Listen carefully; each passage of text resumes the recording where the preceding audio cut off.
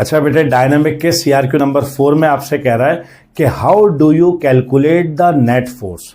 Net force को आप कैसे कैलकुलेट करेंगे? सबसे पहले यह तो याद होना चाहिए आपको कि नेट फोर्स होती क्या है। Net force is the vector sum of all the forces. इस बात पे तवज्जो रखिएगा कि हम वेक्टर सम कह रहे हैं, so we have to consider the direction as well. तो नेट फोर्स होती क्या है बेटा? Net force is equal to the vector sum of all the forces acting on an object। अच्छा, वेक्टर सम क्यों के ले रहे हैं? तो हम 4 वेरिएंट इसके बना लेते हैं बेटा। कौन कौन से 4 वेरिएंट, उसमें आपको समझ में आ जाएगा जब आप चारों पढ़ेंगे कि हाउ कैन वी कैलकुलेट। पहला वेरिएंट आ गया कि forces are in same direction. Forces same direction में, ये सबसे आसान वाला केस है बेटा। किसी ऑब्जेक्ट के ऊपर फोर्स लग रही है, दोनों मान लो कि राइटवर्ड लग रही हैं, एक 20 न्यूटन की लग रही है, एक 50 न्यूटन की लग रही है, तो आप रिजल्टेंट फोर्स कैसे निकालेंगे? तो आपके पास F बराबर हो जाएगा F1 प्लस F2।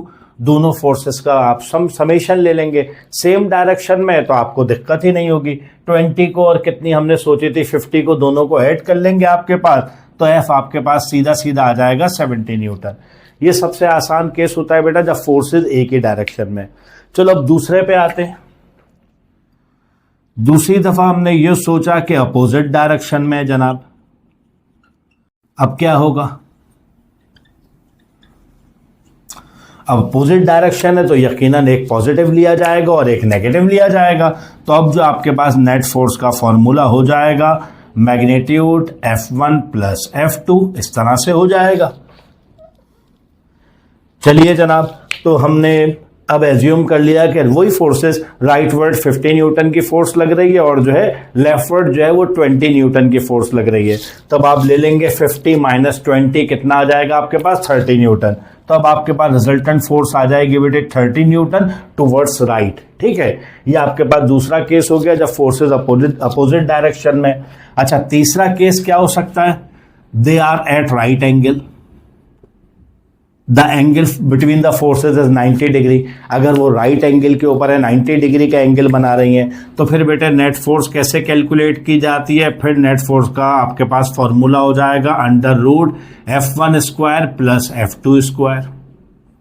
फिर आप इस फॉर्मूले से अप्लाई करेंगे। और चौथा और आखिरी केस आ जाता है, मान लीजिए कि कोई भी एंगल है, कोई भी एंगल थीटा है, राइट एंगल नहीं है, इसके अलावा कोई भी एंगल बन रहा हो, तो आप रिजल्टेंट फोर्स कैसे मालूम करेंगे? फिर आपके पास रिजल्टेंट या नेट फोर्स का फॉर्मूला क्या आ जाएगा बेटे? फिर आप लॉ ऑफ कोसाइन अप्लाई कर दोगे। F1 square plus F2 square plus 2 F1 F2 cos theta. तो ये बेटा जवाब था कि how do we calculate the net force.